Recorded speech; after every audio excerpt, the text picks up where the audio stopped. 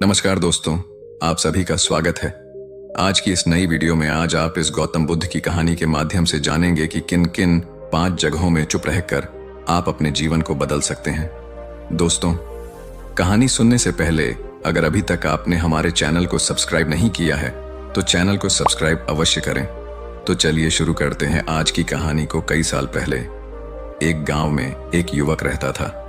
वह बहुत ही अशिष्ट और असमर्थ माना जाता था। उसे अपने जीवन में कुछ बदलाव चाहिए थे, लेकिन उसे सही मार्ग का पता नहीं था। एक दिन वह एक बुद्ध मंदिर में गया। मंदिर में पहुंचते ही उसने देखा कि कुछ लोग ध्यान में लिप्त थे, जिनका चेहरा शांति से भरा हुआ था।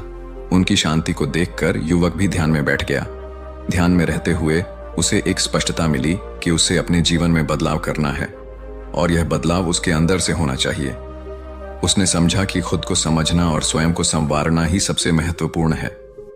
बुद्ध की एक कहानी उसे यह सिखाती है कि सच्ची बदलाव सिर्फ उसके अंदर से हो सकती है। वह जानता था कि अगर वह अपने विचारों और क्रियाओं को संशोधित करता है तो उसका जीवन स्वयं ही बदल जाएगा। ध्यान से उठने के बाद युवक ने अपने जीवन में सकारात्मक बदलाव लाने का निर्णय किया। उसने खुद को समझा, अपने दुष्प्रभावक विचारों को बदला और अपने काम में समर्थता और उत्साह लाया। धीरे धीरे उसका जीवन बदलने लगा। उसने समझा कि खुद को बदलने का सबसे बड़ा रहस्य है चुप रहना और अपने अंदर की आवाज को सुनना। उसने स्वयं को संवारा, सकारात्मक बदलाव किया और अपने जीवन को सफलता की ओर बढ़ाया। इस कहानी से हमें यह सीखने को मिलता है कि खुद को बदलने का सबसे बड़ा रहस्य है चुप रहना और अपने अंदर की आवाज को सुनना। जब हम अपने मन की शांति में रहते हैं तो हमें अपने अंदर के समाधान का पता चलता है और हम अपने जीवन में सकारात्मक बदलाव ला सकते हैं। फिर उसने कहा, महात्मा, मेरा जीवन अधूरा है, मुझे बदलना है, लेकिन मैं कैसे बदलूं?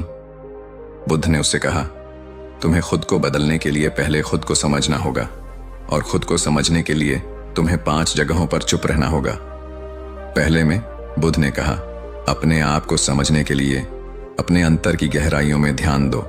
ध्यान में लिप्त होकर तुम अपने सच्चे स्वरूप को पहचान सकोगे। दूसरे में बुद्ध ने कहा, अपने कर्मों को समझने के लिए अपने कार्यों में समर्पित रहो।